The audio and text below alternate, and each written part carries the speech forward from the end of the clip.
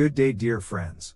In the last video, I explained the preparation of pasta with eggs. I explained to you how it is prepared, how to measure the necessary ingredients, why we put eggs in pasta. And here today we will prepare pasta without eggs. The pasta we buy in stores, about 80% of that pasta is egg-free pasta. Especially thicker pasta like macaroni, spaghetti, fusilli, rigatoni and similar pasta that is thicker. So thicker pasta is usually prepared without eggs so that it is not too tough and rubbery. Here we have semolina flour. Semolina is flour from ground durum wheat. It is rich in protein, fiber and B vitamins. This flour is ground a little coarser. When you put it between your fingers it is not as smooth as flour for cakes and biscuits, but it is a bit rough, ground coarser, and its characteristic is that it gives very good elasticity and absorbency.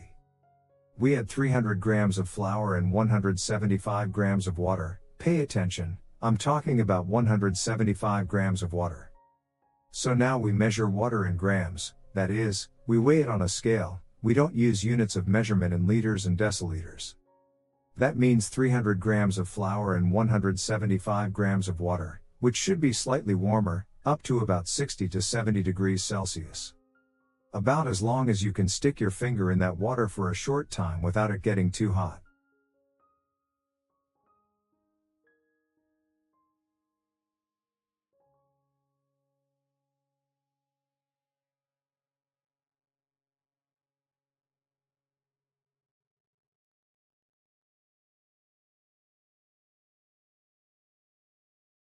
And we add our water.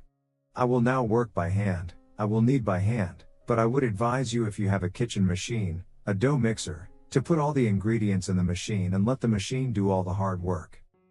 That way you will save time and energy.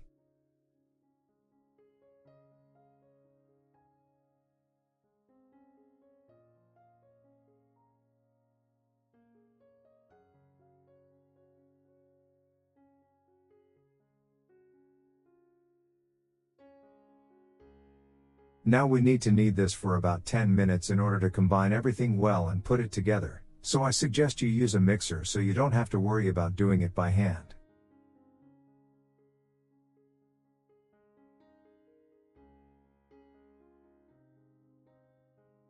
The mixture has already started to come together, so now I will spread it out on the work surface and make it on the table.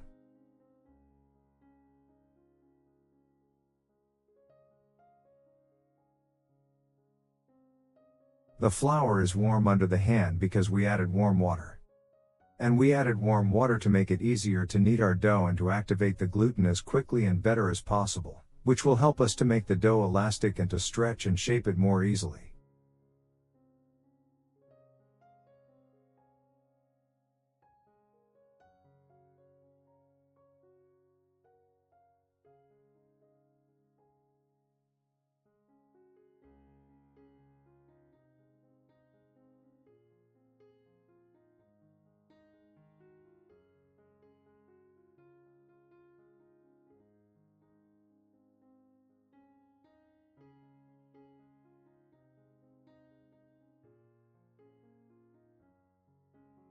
We will pick up all these crumbs of flour and dough and knead them gently. And when the dough becomes a little softer and no longer sticks to the work surface, then it is necessary to knead the dough for another 8 minutes.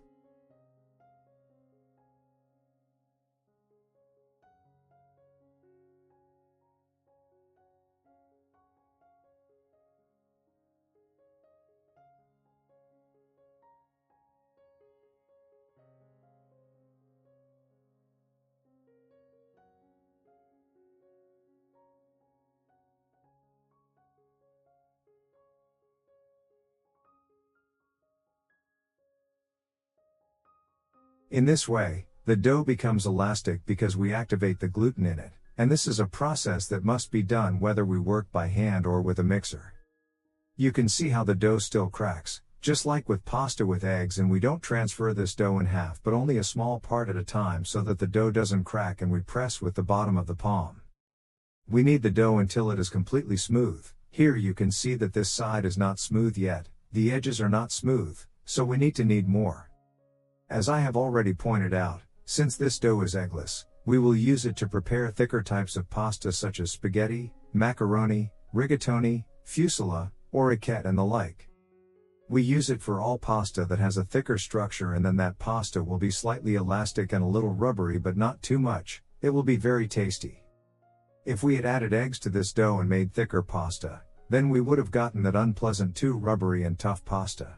That's the difference between pasta with eggs and without eggs. We used to learn that we put eggs in all pasta and that way we get better quality pasta, but now we know that it's not quite that simple and that sometimes the pasta is too stringy or hard for us. Dragi prijatelji, nakon što smo se pozabavili sa ovim tijestom, vidite... And here it is, dear friends, after kneading our dough long enough, we got exactly what we want, a very good and smooth dough. It is necessary to knead it for a little longer period, at least 8 minutes as I said. Da ga mijesite zaista malo duži period, minimum 8 minuta, možete i duže. Zašto? Zato što želimo da aktiviramo taj gluten. Now we will wrap our dough in transparent foil and let it rest for 40 to 60 minutes at room temperature. We want to allow the gluten to start developing by resting the dough. We want those chemical processes to occur that will make the dough elastic and soft and easy to work with and shape. During this period, the dough will relax, become softer, and the gluten will fully develop and activate, and then when we need to shape it, it will be easy to cut and shape. We will let the dough rest now.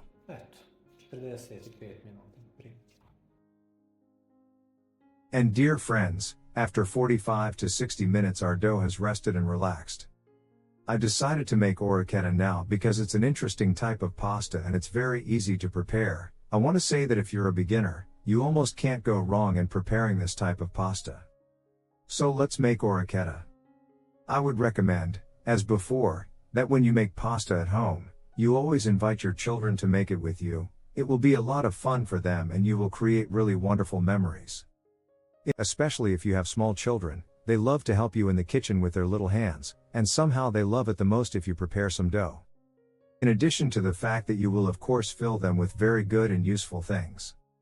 We took the dough out of the foil and now we will cut one part and wrap the rest again in foil, because if we leave the dough in the air it will dry very quickly on the surface and then it will be very difficult for further processing and preparation of the pasta, i.e. the pasta will immediately be of poorer quality.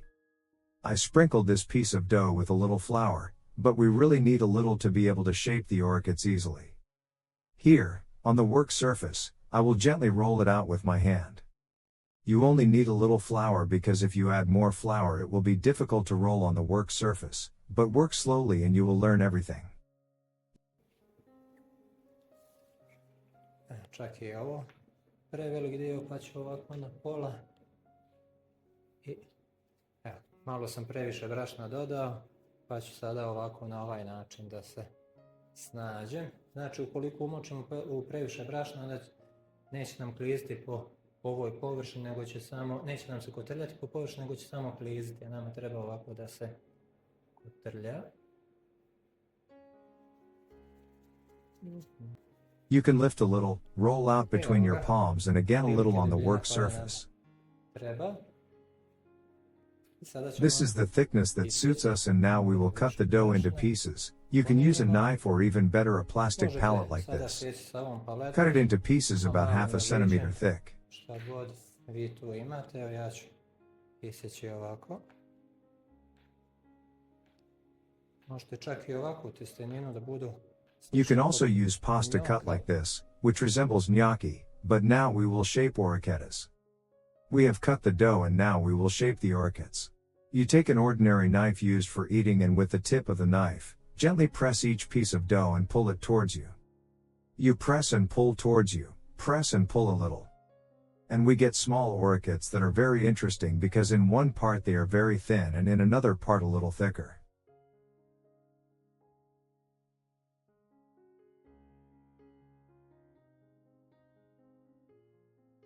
If they start to stick to your knife, dust them with a little flour and continue working.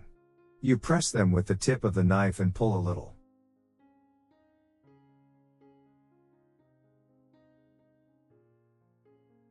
You press and pull towards you, press and pull a little.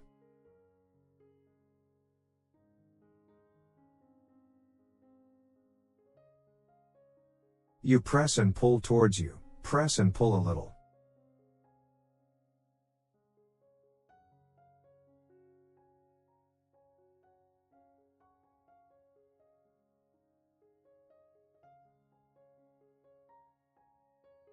It will take some practice, but the advantage is that you can't go wrong here. You just press and drag to get the shape of a small irregular shell.